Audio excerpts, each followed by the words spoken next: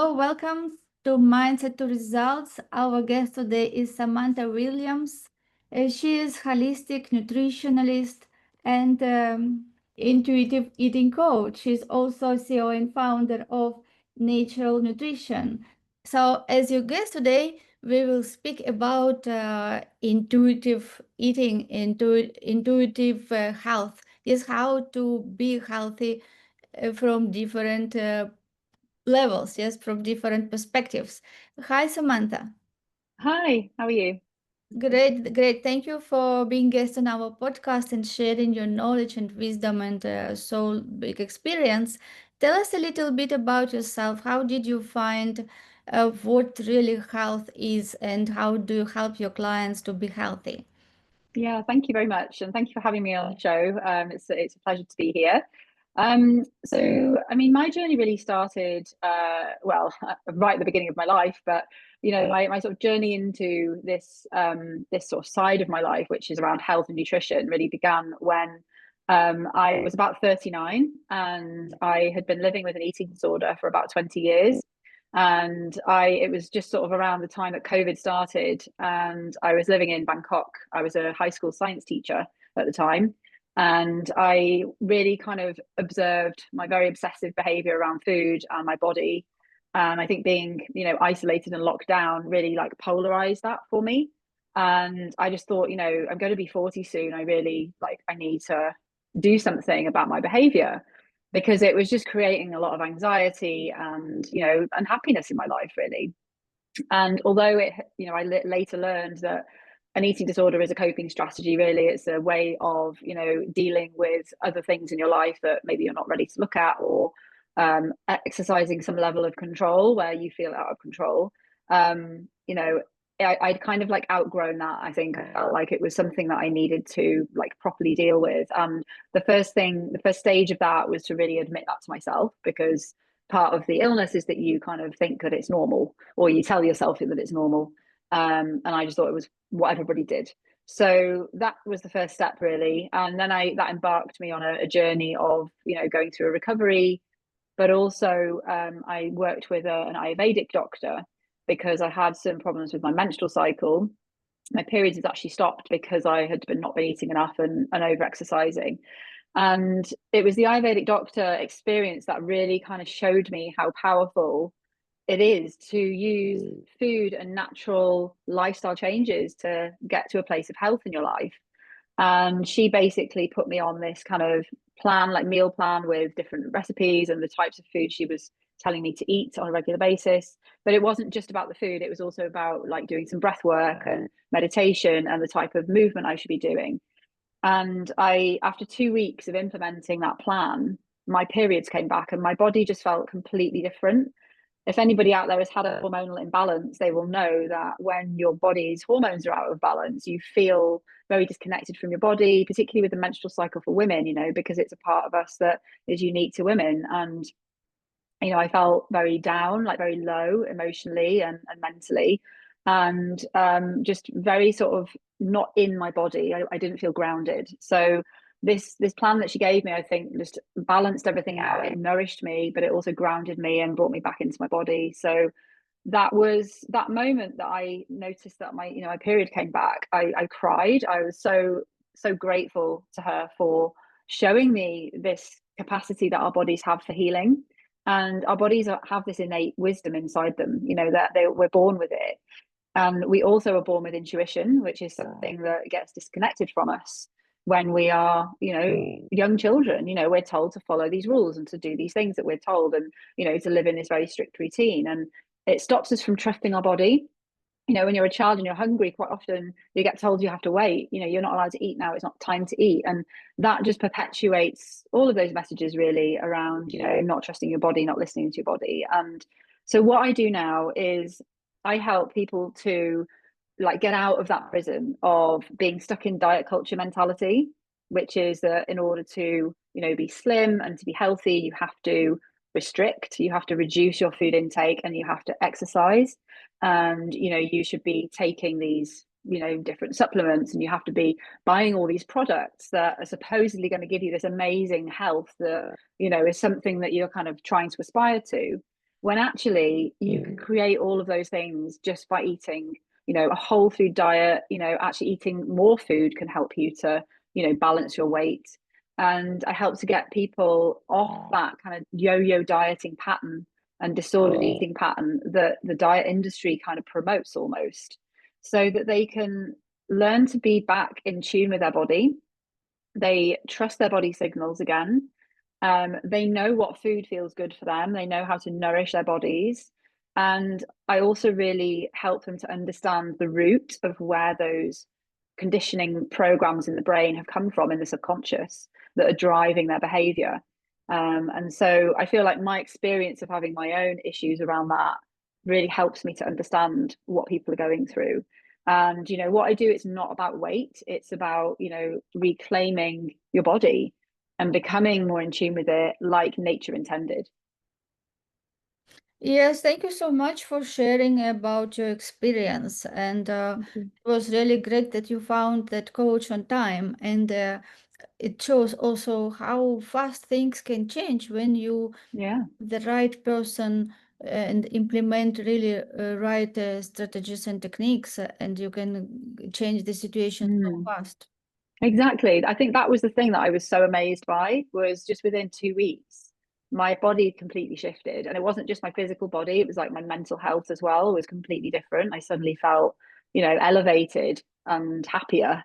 And so, we often see our body as like a separate thing to the mind, but it's all connected. So everything that you do to your body and what you're putting into it has an impact on your mental health. And we're in a phase of life where we have a huge mental health crisis in a lot of countries. And it isn't a coincidence that it's come alongside the change to our diet and the way that we're now eating, and the increase in ultra processed foods and all those kind of things as well. So yeah, that was the moment that I was like, this is what I want to do. I want to help people to understand this information. And obviously, coming from a teaching background, I have the teaching skills to help to educate people. And then I did my master's in nutrition, and that kind of came together, and that's how my business was born, really. Yes, very good, really, how the problem can be turned into blessing. Yeah, Yes, and yeah, can help so many people who experience exactly. the same. Yeah, I said that to my therapist once, my eating disorder therapist. She said, how are you feeling? And I was like, I feel like my eating disorder is a superpower, because it's actually given me this ability to really understand what other people are going through from, an experiential place, and then to help them, because I've also got myself out of it. And, it is a difficult road to come out of that. And it does take time and support from people.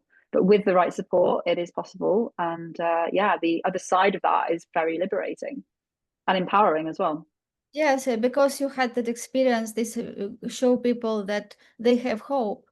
Yeah, Yeah. because they can hear from some experts that, oh, you cannot do anything with this, you just have to cope and you will be Mm. life. And this is the worst Yeah. people can hear. So having you overcoming that, that is already such a big part of the healing. Yeah, because Yes. healing happens when we believe that it is possible, and knowing that somebody did that already and changed this already, like more than half of the way. Mm. So Yeah. this mindset, yes, and people who have hope and they can see somebody did that, they will be more encouraged. Uh, Otherwise, if they don't have that, they can feel like, oh, like this is what it is, like this is how I just have to live all my life, yes, and they will not do much Mm. about that. But when people know that they can be healed, and this is Mm. structure, this is the recipe, they Mm. can follow it. It makes it, Yeah. yeah. Exactly. And it's about them healing themselves as well. All I do with my clients is I give them the tools and the knowledge and the strategies to implement. They do it for themselves. And I think that's the most empowering part, is like, I'm not doing it for them, they're doing it for themselves. Nobody could do it for me. I had to make the choice and do it myself. And I think just having that support and structure in place is really invaluable. Yes, and how you mentioned before that intuition plays such a big part, because Yeah. all the answers to our questions are in us. Yes, we are conditioned to look for answers Yeah. outside. Exactly. And we very also ignore the intuition, what it says to us. So listening to intuition about food, when to eat, what to eat, because our body always say like, yes, I want that, or I don't want that. Yes, like we can also listen to our body. Of course, when people have wrong habits, eat sweets or something that is not healthy, Mm. they can have that cravings, but that is not intuition. That is just habits. So maybe let's Mm. speak about this, how to understand what is intuition that is healthy and what is that sound. Yeah, I want that, but it is something else. Yeah, that's a really good question. And it's definitely something that, it's hard to actually distinguish between when you first start this journey, because you think, oh, well, I'm being told that I want to eat this food and keep eating it, but actually, I'm not feeling good afterwards, or, it's making me feel out of balance, or, also restricting is the same kind of, it can be that behavior as well. So the first kind of step really is just building awareness around what your behaviors are with food. And I think that one of the very common behavior patterns that I see, because I work a lot with women who have had eating disorders in their past, maybe 20 years ago, and then they're not like living with that in the same way, but they've still got the behaviors and the narratives of those, and they will restrict in the morning. So they'll wake up in the morning and they'll do intermittent fasting. So they'll have this period in the day where they're not eating anything in the morning. And then they get to about 12 o'clock and they will have a meal. And then, it might be a really nourishing meal. And then about 3 or 4 hours later, they get like extreme cravings and like real uncontrollable hunger.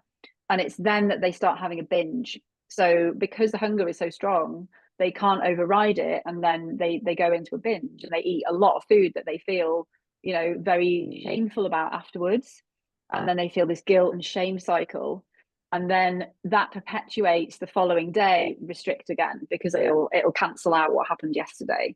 And so being in that cycle, you can kind of look at, in the morning, that having that period of time where you're very, very, like, your body is very ready to process food. Actually, you wake up in the morning, your insulin's more sensitive, you're much more efficient at processing the food. You're also nourishing yourself for the active part of the day, when your body actually needs the energy more than in the evening when you're about to go to bed. So, and a lot of people say to me, oh, but I'm not hungry in the morning. So what I ask them to do is eat, in the morning. Okay, well, you're not hungry, but eat something small, just a banana or a few nuts or something.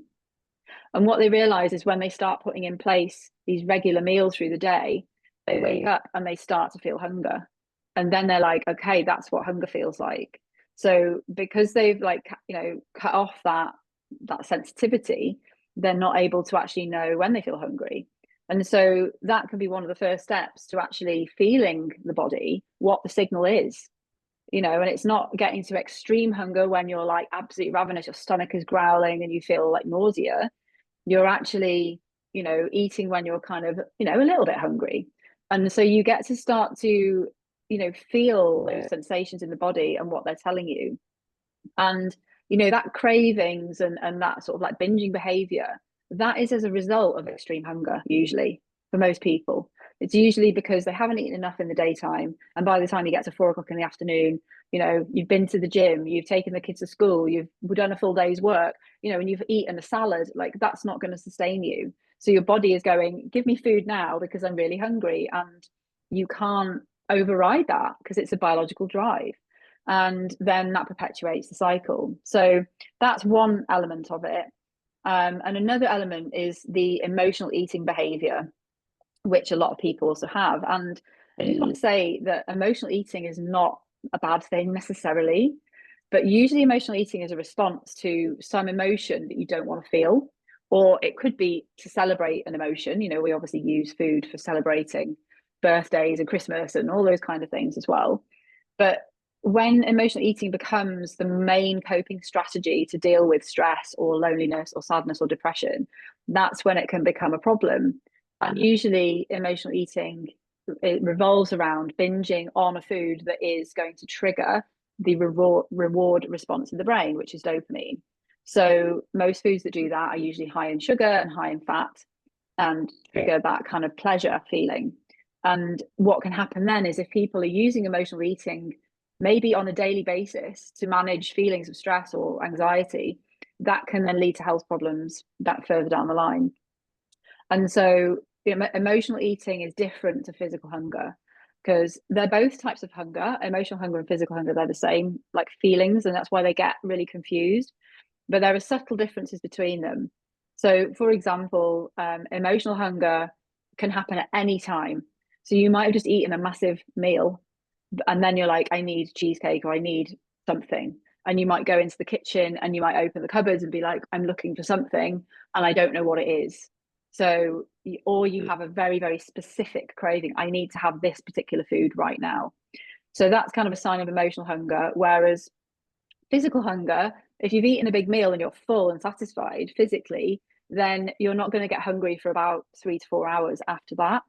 So that's one way that's quite easy to kind of identify, is this a physical hunger or emotional hunger? And I would just encourage people to ask themselves that question, to start off asking, am I actually physically hungry? Is this my body asking for something? Or am I having a particular emotion that I don't want to feel? Maybe I'm like on my own, I feel lonely. And if that is the case, is there something else that I could do that doesn't involve food instead of emotional eating? Sometimes emotional eating is the answer. Sometimes a chocolate bar does just kind of go, okay, well, I feel all right now. But it doesn't necessarily deal with the underlying problem, which could be that you're feeling lonely or you need human connection or you're missing your friends or your family. And, a more, I don't know, productive way to deal with that emotion is to honor it and go, okay, I'm feeling a bit crap today. I'm feeling a bit down today. And, I want to have a chat with my mum. So you call up your mum, or you want to have a chat with your best friend, or you go out to a yoga class, or you do something that gives you that human connection, because that's usually what people are missing, particularly in our society these days, is some form of kind of human contact. So there's a few ways that you can kind of distinguish between it, and it's not about being perfect. Intuitive eating is not about perfection. It's about just learning to observe your behavior and your thoughts around food and making different choices. Because every time you have a choice, you're not being, kind of told what to do, although it sometimes might feel like that, but you can make a different choice. And that's what I help my clients over about 3 months to do, because it takes time to do that. Mm-hmm. Yes, to build new habits. Yes, when you eat Exactly. consciously, not just out of your feelings or emotions, but eating Mm, consciously. And also maybe it is drinking also about differentiating hunger and maybe also from feeling when you just want to drink water. Yes, like if you are yeah. hungry, you can also drink water and see if you're really hungry, because some people are busy and they forget to drink. Yeah. And sometimes they feel like, oh, something is like body is just demanding something, but they don't know Mm, for water and they think, oh, I have to eat more. Yeah, so it is, yeah. Yeah. I think, to drink. Yeah, absolutely. Mm. Yeah, that's an interesting one, because food does give you water as well. Most foods do, and it can be confused quite easily. And if you've just eaten, you think, oh, I'm still hungry. Like you say, having a drink of water can, just help you to understand, is it actual real hunger or not. So yeah, and if you're still hungry 30 minutes later, then eat something else. But if it's just if you're not, then you know that it was served. Yeah, thank you for sharing. And what about those emotionals? Yes, emotionals eating. When people have, especially women, can have the cravings for something sweet. So, Hmm. how do you suggest what they can do to stop eating sweets because they want to stop, but every time they feel they just go and eat, and they say like, if you ask them like, I'm not going like wanted to slim, and she says, yes, so why you eat this? I don't know. I just see and eat, right? Yeah.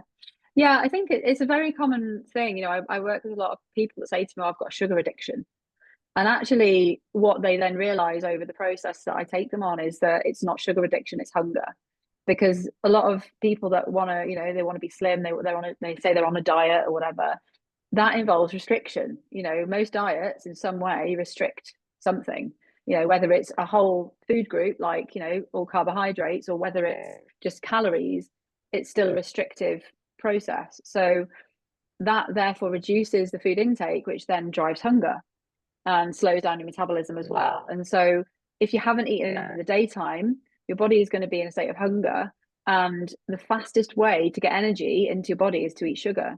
So your body will always choose, like, glucose basically, which is a simple sugar, to consume over other foods. So, things like sweets and chocolate and ice cream and stuff like that are going to give you that very instant energy. And so that's why the body usually craves that. and it's just so easy, it's so accessible. That sort of food is everywhere, isn't it? And so you could eat a banana because it's going to give you the sugar and it's going to satisfy that craving. But most people will go for something that is in a packet just because that's the way our society now is. It's easier to buy those foods than it is to buy fresh fruit in most places. If you go to a garage, for example, you stop for fuel and you go in there, it's full of ultra processed foods in packets. There's hardly anything fresh in there, and so it's become just a normal thing. And it's ruining the health of our nation, unfortunately, and a lot of other countries as well. Yeah, so what you said just suggested now, if you have this uh, emotional, like emotion connections to sweets, yes, so you can think, what I can eat sweet, but that will be natural, yes, like, so it will be like bridge from those Yeah, cravings and getting yeah, really normal food, like it can be dried fruits, right, as you said, fruits or dried fruit, yeah, nuts, yeah. those. Yeah, I mean, if you're craving something sweet, then berries are a really good option, like blueberries or something, because they're going to satisfy that craving without it giving you, it's a whole food, so your body has to kind of process it. There's fiber in there, there's other nutrients in there as well. So that could be like the first step is, like you say, dried fruit as well. But you do have to be careful with dried fruit because it is very high in sugar. And you can eat a lot of dried fruit. You could easily eat 5 apricots that are dried, but you wouldn't necessarily sit and eat 5 whole apricots. Do you see what I mean? So you're still getting, you could potentially consume a lot of sugar by eating dried fruit. So, and having it with nuts is a really great idea because the fat will slow down the absorption of the sugar, so you don't get a spike in your blood sugar as easily. You still will, to a point, but it won't be as sort of, extreme. And once you kind of do that, I think the ideal place really is to understand that emotional eating, so eating because you're stressed, for example, it's not like eating is not going to help you like manage the stress. So although switching from sweets to berries would be a really good healthy option, what I encourage my clients and other people to do is to understand what is that emotion. So let's talk about stress for a minute, because stress is endemic in our culture. And like you could sit with that, like, what am I actually feeling stressed about? What is it that's gonna that's that causing that feeling? That's the kind of end point, really. You want to get to a place where you can sit with it and feel it, because actually all of these emotions are valid and important messages from the body. The body is trying to tell you something. It's saying slow down, it's saying stop drinking all that coffee, it's saying have a rest day, it's saying don't go out tonight with all your friends and drink a load of alcohol. It's saying something to you, and it's ignoring that emotion and just trying to kind of push it down with food so that it kind of distracts you, which is what emotional eating really is not going to help you to manage and become more intuitive. So what you want to try and do first of all is choose another thing that is going to first of all help you to distract yourself that is not around food. So you're feeling stressed, go for a walk. You feel stressed, go to the gym or go to a yoga class or dance around your room with your favorite music on just for 5 minutes. Do something that like brings you into your body and stops you kind of feeling that stress. And then go back to whatever it is that you were doing. Or feeling lonely, speak to a friend, speak to a parent, speak to a loved one in your family or whatever. Or go and help someone else, because that's a really great way to feel better, is actually go and help other people, be in service. Or do something nice for yourself, like have a bath or wash your hair or something that is like self-care. Because those emotions we have been taught are negative. You don't want to feel lonely, you don't want to feel stressed, you don't want to feel sad, you don't want to feel anxious. But actually all of those are as valid as feeling happy and content and joyful and grateful. And so actually trying to see that sort of spectrum of emotions, first of all, as a spectrum. It's not like good and bad, it's not like dichotomy, it's not one or the other. And then accepting that they're there for a reason, and they're not there all the time. They're there sometimes and they go away. So yeah, there's a lot around emotional eating that you can do to just unpick it a little bit and understand it, because the more you do that, the more you understand yourself. Yeah, thank you so.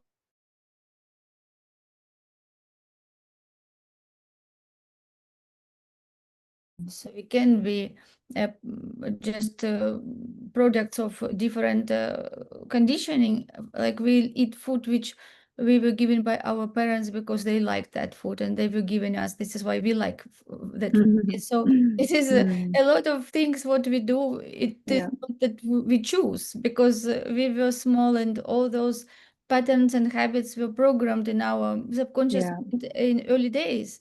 And many things which yeah, we do is not what we decided to do. It is just coming from there. So it is really very good to answer some questions. Yes, ask you questions like why I do what, like why I eat this, why I like this. Is it good for me, or I just continue eating this because my parents given exactly. it to me?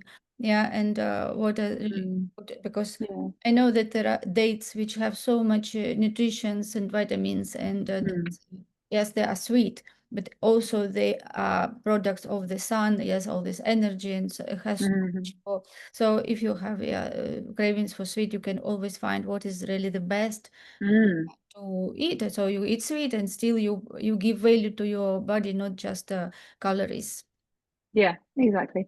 Yeah, Yeah, great. So, before we wrap this episode, is there anything that you would like to maybe advise people who are looking for better health? Because our audience are driven business owners, entrepreneurs. Of course, yeah, people who are in business, they have so many responsibilities, so many things to take care of that sometimes they forget to eat on time and or yeah. drink. And yes, so what you would suggest for busy people? Yes, how they Yeah, really put themselves and their health as priority.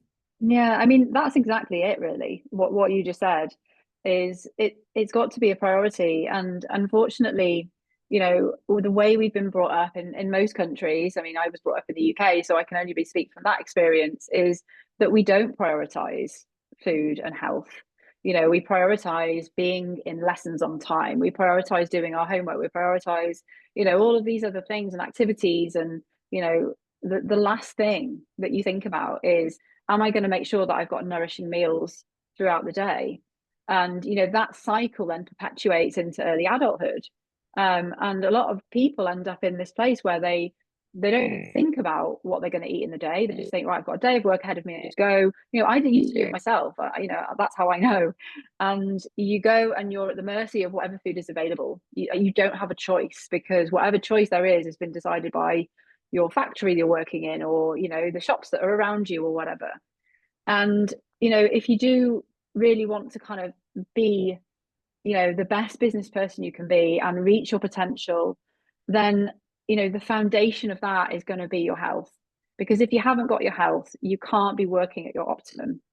You know you can't be performing at your best. You can't show up for your clients or your customers or whatever in the best way that you can be. So you know Maslow's like diagram of human needs, you know the basic human needs are like food, water and security basically. And if you don't have those met, then the rest of the pyramid is not going to be as secure and successful as it would be if you had that basic need met. So you know, prioritizing your health and your diet is going to make you feel a lot better. You're going to have more energy. You're going to feel more in control. You're going to have like, you know, better bowel movements, better digestion. All of those things will then make you feel better in yourself and in your health and mentally as well. You know, you're going to have better clarity mentally. You're going to have, you know, more sort of sharpness in your mind and you know you'll probably be able to do more. You'll have bigger capacity. You know this idea of like working longer is actually not more efficient, you know, like working smarter. And it's the same with your diet. You know, eating a nourishing breakfast, making sure you have a good like nourishing lunch with you, and then eating well in the evening, you know, so that you're not kind of eating too late or you're not having a lot of alcohol, that kind of stuff. Because all of those things, you know, they will affect you and you can't do that long term. You know, when you're in your 20s, you can probably get away with it for a while. But as you get into your 30s and your 40s, you know, your body does start to change and it will complain. And, you know, a lot of my clients are in their kind of like 50s and they've like, you know, done certain things to their bodies for a long time. And they're in a place where they have, you know, quite like serious diseases like type 2 diabetes and, you know, obesity and metabolic syndrome. which I also work with. So, you know, what you do to your body every day is going to give you the future that you're going to get. So, what do you want your future body to look like? What do you want to feel like? How do you want to be performing?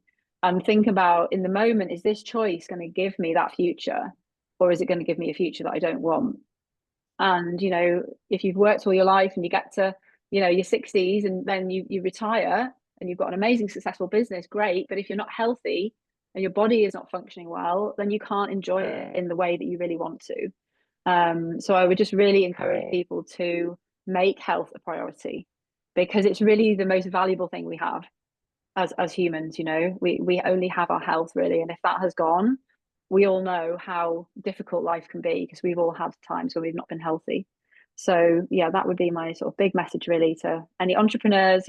I'm in the same boat, but it's and I understand the pressures and the difficulties that we go through to create a business that's successful. But yeah, don't do that at the expense of your health and your quality of life. Yeah, so true. Don't sacrifice yourself, yeah, for your business. Yeah. Yeah, Enjoy and be healthy when you receive yeah. it, achieve your goals, which you're so excited of it. Yes, and I liked how you said do everything from that place of future, because every choice you do now, it will put you on one of the paths which in future we have unlimited number of different scenarios. Mm, By doing and choosing today what we do is how we choose one of those scenarios in future. yeah. And regarding the food, of course, if we do it chips or something, fast food, we will not see a negative result tomorrow. This is what No, makes people like, okay, I eat it, oh, nothing happened, right? Like it is not that you see it immediate result, although you can exactly.